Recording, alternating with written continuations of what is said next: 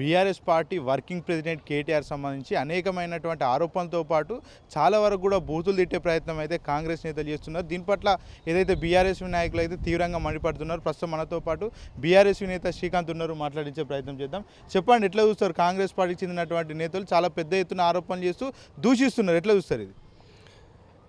రేవంత్ రెడ్డికి పాలన చేతగాక ఇచ్చిన గ్యారంటీలను కానీ ఇచ్చినటువంటి హామీలను కానీ అమలు చేయలేక తెలంగాణ ప్రజల యొక్క మతిని డైవర్ట్ చేసేటువంటి ప్రక్రియలో భాగంగా ఈరోజు కేటీఆర్ గారి పైన వారి చెంచాలైనటువంటి వారి మోచేతి నీళ్ళాగేటటువంటి నాయకులతోటి కేటీఆర్ గారి పైన దుర్భాషలాడిస్తూ ఉన్నారు.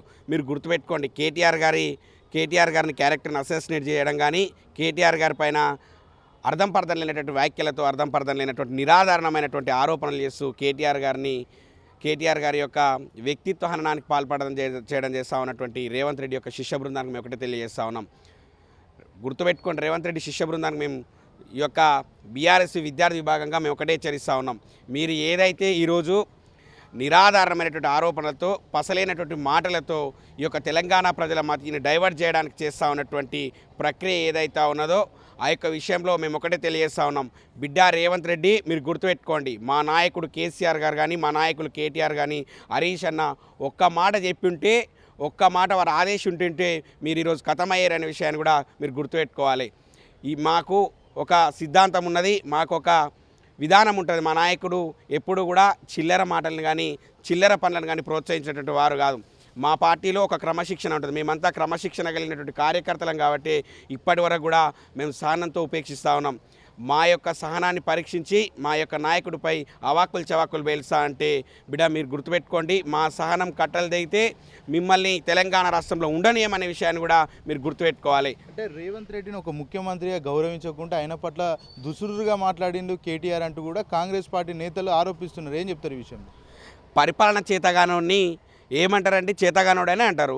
కానీ ఇలాగా కేటీఆర్ గారిని ఎదుర్కొనే దమ్ము లేక నిత్యం ప్రజాపక్షమై తెలంగాణ ప్రజల పక్షాన ప్రశ్నిస్తూ ఉన్నటువంటి కేటీఆర్ గారిని నేరుగా ఎదుర్కొనేటువంటి దమ్ము లేక ఈరోజు నిరాధారణమైనటువంటి ఆరోపణలతో కేటీఆర్ గారిపై అవాకులు చవాకులు వేలుస్తూ ఉన్నారు కాంగ్రెస్ పార్టీ యొక్క చిల్లర మల్లర నాయకులు. మీరు గుర్తుపెట్టుకోండి, రేవంత్ రెడ్డి శిష్య బృందం మీరు గుర్తుపెట్టుకోండి, కేటీఆర్ గారిపైన ఏదో బురదలేటువంటి ప్రయత్నం చేస్తూ ఏదో బట్టగాల్చి మీదేసేట ప్రయత్నం చేస్తూ ఉన్నటువంటి కాంగ్రెస్ నాయకులు మీరు గుర్తుపెట్టుకోవాల్సిందిగా మేము హెచ్చరిస్తూ ఉన్నాం. బిడ్డ, మీరు కేటీఆర్ గారి పైన ఇక నుండి అవాకులు చవాకులు కేసీఆర్ గారి పైన కానీ కేటీఆర్ గారి పైన కానీ హరీష్ రావు గారి పైన కానీ అవాకులు చవాకులు వేలిస్తే మిమ్మల్ని ఉరికించి కొడతాం, తెలంగాణలో ఉండనీయమనే విషయాన్ని కూడా గుర్తుపెట్టుకోండి. మీసాలు తిరిగినటువంటి ఆంధ్ర నాయకులనే ఉరికించి కొట్టినటువంటి చరిత్ర మా బీఆర్ఎస్ పార్టీకి ఉన్నది. మీరెంత అనే విషయాన్ని కూడా మీరు గుర్తుపెట్టుకోండి. ఈరోజు కేటీఆర్ గారి పైన అడ్డగోలు మాటలు మాట్లాడుతూ ఉన్నారు రేవంత్ రెడ్డి శిష్య బృందం. ఏంటి కోసమండి? రేవంత్ రెడ్డి యొక్క పడేసినటువంటి బిస్కెట్లు తిననిక, రేవంత్ రెడ్డి యొక్క మోచేతి నీళ్ళు తాగుతూ, రేవంత్ రెడ్డి ఇచ్చేటువంటి పదవులకు ఆశపడి ఈరోజు కేటీఆర్ గారి పైన కానీ బీఆర్ఎస్ పార్టీ నాయకుల పైన అవాక్కులు చవాకులు పేలుస్తూ ఉన్నారు రేవంత్ రెడ్డి శిష్య బృందం. మేము ఒక్కడే తెలియజేస్తూ ఉన్నాను రేవంత్ రెడ్డి శిష్య బృందానికి, మీరు గుర్తుపెట్టుకోండి, ఇకనైనా మీ యొక్క అసత్యపు ఆరోపణలు కానీ మీ యొక్క నిందారోపణలు కానీ కట్టి పెట్టకపోతే బుద్ధి చెప్పక తప్పదనే విషయాన్ని కూడా కాంగ్రెస్ పార్టీ నాయకులు గుర్తుపెట్టుకోవాలి. అధికారంలో ఉన్నప్పుడు అప్పుడు ఉన్నటువంటి ప్రతిపక్ష నేతల ఫోన్లు కూడా ట్యాపింగ్ చేసి కేటీఆర్ విన్నాడు. అదేవిధంగా కొంతమంది ఫోన్లు కూడా విన్నట్టు వాళ్ళు ఆరోపిస్తున్నారు. ఏం చెప్తారు ఈ విషయం? మీకు దమ్ముంటే ఫోన్ ట్యాపింగ్ జరిగినట్టు నిరూపించి శిక్ష చేసేటట్టు ప్రయత్నం చేయాలి, కానీ అందులో జరిగింది ఎక్కడా లేదు, ఏదీ లేదు. రాజ్యంలో కొన్ని సంఘ విద్రోహ శక్తుల్ని గుర్తించే క్రమంలో జరిగినటువంటి ప్రక్రియను ఏదో రాష్ట్రం మొత్తం ఉన్నటువంటి ప్రజల యొక్క సంభాషణలు విన్నారు, ప్రజల యొక్క వ్యక్తిగత అంశాలను విన్నారని ఈరోజు ప్రచారం చేస్తూ ఉన్నటువంటి కాంగ్రెస్ నాయకులు ఒకటి గుర్తుపెట్టుకోవాలి. రేవంత్ రెడ్డి గారు, మీరు ఆ యొక్క కేసులో నిజాయితీ ఉంటే తెలంగాణ ప్రజలకు తెలియజెప్పండి.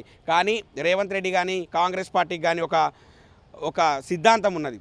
అబద్ధాన్ని పదే ప్రచారం చేసి ప్రజల మదిలో నింపి అబద్ధాన్ని నిజంగా ప్రచారం చేసేటువంటి ప్రయత్నం చేస్తుంది ఈ కాంగ్రెస్ పార్టీ. ఆ యొక్క ప్రక్రియను ఎన్నికల్లో ఉపయోగించి సక్సెస్ అయినందున ప్రతి ఒక్క అంశంలో కూడా అబద్ధాన్ని పదే ప్రచారం చేసి అదే నిజంగా తెలంగాణ ప్రజలకు చాటి చెప్పేటువంటి కుట్ర నీతిని, ఒక కుటిలమైనటువంటి నీతిని కలిగి ఉన్నది కాంగ్రెస్ పార్టీ. కాబట్టి ఈ ఫోన్ ట్యాంపింగ్ విషయంలో అదే యొక్క సిద్ధాంతాన్ని వారు అవలంబిస్తూ ఉన్నారు. అక్కడ వ్యక్తిగత సంభాషణలు విన్నారు, భార్యాభర్తల మధ్యలో సంభాషణలు విన్నారని గగ్గోలు పెడతా ఉన్నటువంటి కాంగ్రెస్ పార్టీ యొక్క నాయకులు మీరు గుర్తుపెట్టుకోండి. వినుంటే ఆ యొక్క ఆ యొక్క కేసులో ఏమైనా నిజాయితీ ఉంటే నిరూపించి తెలంగాణ ప్రజల ముందు పెట్టామని మేము అడుగుతా ఉన్నాం. మొన్నటికి మొన్న ఫార్ములా ఈ రేసులో కూడా కేటీఆర్ గారు ఒక విషయాన్ని నిక్కచ్చిగా నిజాయితీగా స్పష్టం చేయడం జరిగింది.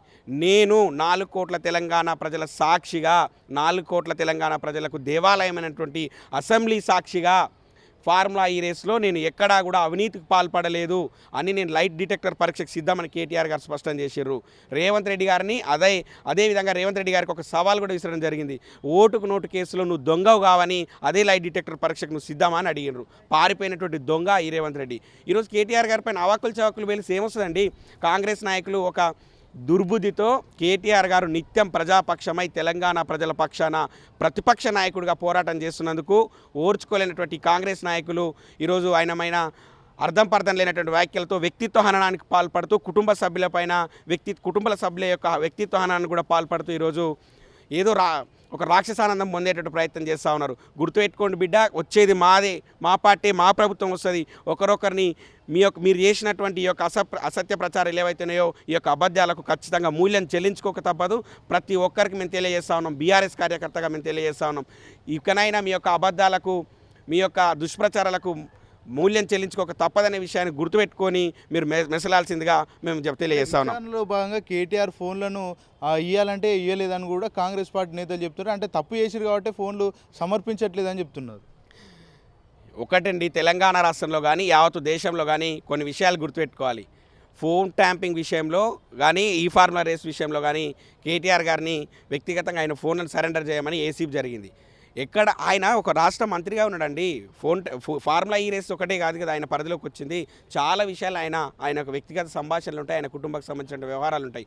ఫోన్లను ఏ విధంగా సరెండర్ చేస్తారు? సుప్రీంకోర్టే ఒక కేసులో చెప్పడం జరిగింది, అనవసర విషయాల్లో వ్యక్తిగత సంభాషణలు కానీ, వ్యక్తిగతంగా మనుషులు ఉపయోగించినటువంటి ఫోన్లను కానీ, ఎలక్ట్రానిక్ పరికరాలను కానీ తీసుకునేటువంటి అవకాశం లేదని సుప్రీంకోర్టు స్పష్టంగా తెలియజేయడం జరిగింది.